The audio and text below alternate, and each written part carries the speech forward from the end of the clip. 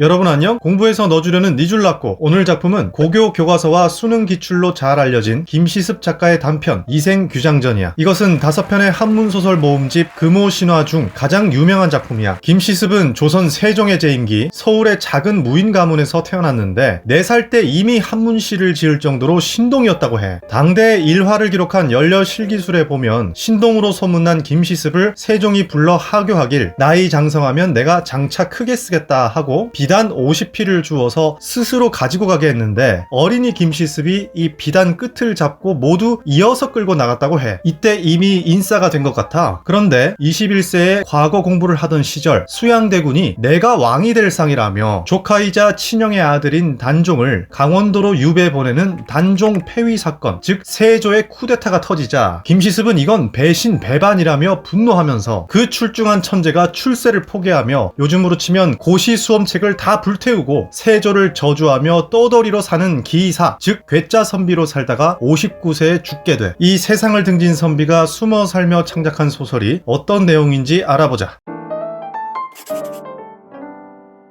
소설집 금오신화는 유랑시절 경주의 금오산이라는 곳에 살면서 썼다고 하는데 이생규장전 이외의 수록작을 보면 어느 노총각 양생이 만복사라는 절에서 아내를 얻게 해달라고 부처님께 빌며 부처님과 저포놀이를 통해 정말로 아내를 얻는데 알고 보니 그 아내가 억울하게 죽은 귀신이더라는 만복사 저포기. 세상에 불만 많은 홍생이라는 선비가 부벽정에서 미녀 귀신을 만나 잠시나마 세상의 근심을 잊고 한바탕 취해서 논다는 취유 부벽정기. 부패한 세상이 싫은 박생이라는 선비가 꿈에서 연부주라는 지옥의 왕에게 왕위를 물려받는다는 남연부주지. 세상에 등 돌린 한생이라는 선비가 역시 꿈에서 억울하게 죽은 왕과 충절을 지키다 죽은 6선비와 한바탕 회포를 푼다는 용궁부연록. 이처럼 대체로 세상을 등지고 사는 선비가 귀신 아니면 꿈속 저세상 존재들과 어울리는 기이한 소설이어서 이 장르를 전기소설 이라고 불러. 참고로 5편 모두 모의고사 및 EBS 교재에 출제된 적 있다는 사실. 이제 각설하고 줄거리를 요약하자면 고려 말 개성 공무원 고시를 준비 중인 영리하지만 가난한 집안의 선비 이생이 부자 귀족의 딸 최랑을 담장 너머로 훔쳐보다가 서로 깨톡을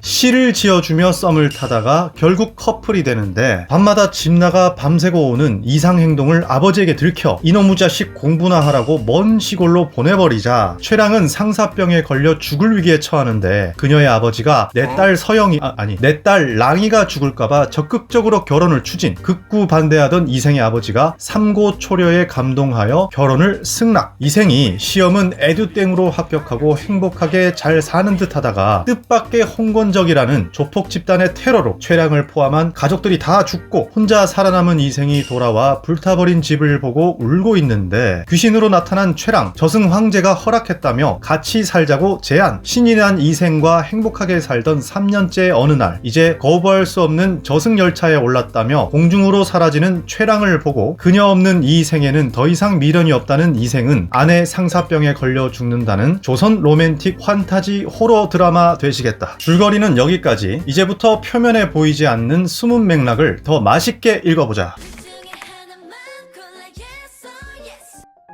하루는 이생이 담장 안을 엿보니 작은 누각이 은근히 비치는데 그 안에 한 미인이 턱을 괜 채로 실을 읊조리고 있었다. 길가에는 누구네 난군인가. 어찌하면 뜰 안에 제비되어 비스듬히 담장 넘어갈까. 최씨가 나무 조각에 8글자를 써서 던졌는데 그대는 의심하지 말고 해질녘에 만납시다 라고 쓰여 있었다. 이생이 그 말대로 가니 두툼한 그네끈으로 대광주리를 메어 이생이 그 끈을 잡고 담을 넘어갔다. 이처럼 두 사람의 만남은 최랑의 적극적인 대시로 시작되고 있어. 제일 초반의 묘사를 보면 둘 모두 마을에서 제자와 가인이라고 칭송을 받는 잘난 아이들이라고 묘사하는데 그 소문을 자신들도 들어서 서로의 존재를 감지했었을 거야. 그래서 이생이 학교 가는 길에 호기심에 담장 안을 살폈을 거고 최랑은 그 쳐다보는 이가 대충 누구인지도 알고 호감도 있었던 거지. 그런데 이생이 아닌 최랑이 시로 선빵을 날리며 썸이 시작되고 그에게 용기를 내라고 담을 넘어오라고 대놓고 유혹을 해. 부럽다. 이후로도 적극 적극적인 여성인 최랑의 주도로 사랑이 지속되는 반면 이생은 생각보다 수동적이고 주저하는 모습을 보여 이생이 읊조리기를 뒷날 우리 사랑이 새나가면 또한 가련치 않은가 하니 여자가 얼굴빛이 변하며 말했다. 저는 비록 여자라도 마음이 태어난데 장부의 의기로 어찌 이런 말씀을 하신단 말입니까? 뒷날 규중의 일이 새어나가 부모님께서 꾸짖고 책망하시면 제가 감당하죠. 술을 마시고 나서 여자가 말했다. 오늘의 일은 분명 작은 인연이 아니니 난군께선 저를 따라가서 사랑을 이룹시다. 담을 넘은 첫날 막 로맨스가 펼쳐지려는데 소심한 이생이 쭈뼛거리면서 나중에 엄빠한테 걸려서 혼나면 어떡함? 하고 몸을 사리자 킹받은 최랑이 걸리면 내가 책임짐, 쫄리면 나한테 기대셈 이라며 주도하고 있어. 그뿐만이 아니라 이생이 아버지에게 발각되어 시골로 쫓겨나고 나서 두 사람이 다시 재회하는 계기도 최랑이 기획하고 있어. 최랑이 병상에 누워 먹지도 않고 죽어가고 있는 모습을 본 최랑의 부모가 하나밖에 없는 우리 딸을 살리려면 비록 본 적도 없는 이생이라는 썩을 놈을 사위로 만드는 수밖에 없다며 혼사를 강력 추진하게 되거든. 이생이 누구냐? 숨기지 않고 말하겠습니다. 부모님께서 제 소원을 들어주신다면 남은 목숨을 보전하고 만약 사랑하는 마음을 어기게 하시면 죽을 뿐 이생과 황천에서 다시 만날지언정 맹세코 다른 집에는 가지 않겠습니다. 결혼에 필요한 비용은 모두 자기가 부담하겠다며 우리 딸 좀 살려달라며 3번이나 이생의 아비를 설득하여 결국 결혼에 꼴이 나는 장면에서 이런 생각이 들었어. 대체 최랑이 자라면서 얼마나 고집을 부렸었기에 인생에서 가장 중요한 혼사 문제를 딸이 하자는 대로 추진하는 걸까? 그것도 사돈 집안에 2번이나 거절을 당하는 수모를 당하고도 말이야. 최랑 아빠는 자존심 없겠냐고. 당시 고려말 배경을 살펴보면 최랑의 가문은 문벌 귀족이라고 하는 당대 최고의 기득권 집안이고 이생의 집안은 이제 막 성리학을 추진하던 시대에 미약한 신진사대부란 말이지. 그러니까 계급으로 치면 최랑 쪽이 훨씬 윗사람이라고. 이렇게 보니 고집세고 열정적인 최랑의 캐릭터가 확 오지. 신분 차이고 나발이고 부모 앞에서 이 남자 아니면 죽겠다는 멘트나 막 날리고 말이야. 뭐 이런 효녀를 다 봤나. 그리고 홍건적의 난으로 2번째 이별이 닥치고 홀로 살아남은 이생과의 3번째 만남에도 죽어서도 이생을 만나야겠다는 최랑의 의지가 아마도 저승 황제를 감복시켰을 가능성을 유추해 볼 수 있어. 여자는 도적에게 사로잡혔다. 도적이 다가가자 여자가 큰 소리로 꾸짖고 적이 분노하여 여자를 죽이고 살을 발라냈다. 이생은 들판에 숨어 겨우 목숨을 보전하였다. 달빛이 희미한 빛을 토하고 행랑 아래에서 차츰 소리가 나더니 발소리가 점점 가까워졌다. 온 사람은 최 씨였다. 이생이 비록 이미 죽은 줄을 알고 있었지만 사랑하는 마음이 너무 깊어 다시 의심하지 않고 물었다. 어디로 피했기에 목숨을 보전하였소? 겁탈을 당하려는 순간에 실은 겁이 났을 텐데도 죽이라고 호통치는 모습에서 이보다 앞서 그녀가 얼마나 강인한 인간인지 보여줬었기 때문에 이걸 단지 가부장적 정절로 해석하는 것은 너무 빈약하다는 생각이 들어. 그녀는 가부장을 학습한 수동적 조선 여성이기보다는 자기 몸의 성적 결정권을 스스로 지키는 자주적 고려 여성이라고 보는 게 맞겠지. 이런 용기에 감동했을 저승 황제도 휴가를 보내주고 싶었을 거야. 반면 지금까지의 이생의 행적을 보면 아무래도 용기가 부족한 느낌이 드는데 연애할 때 엄빠한테 혼날까봐 주저하고 아버지에게 들켰을 때 여친에게 말도 없이 시골로 순순히 내려가고 홍건적의 난에 아내를 옆에서 지키지 않고 톡 끼는 모습들, 그게 쪽팔렸는지 죽은 줄 알면서도 어디로 피해서 목숨을 구했냐고 묻는 전남무왕급 드림을 좀 봐.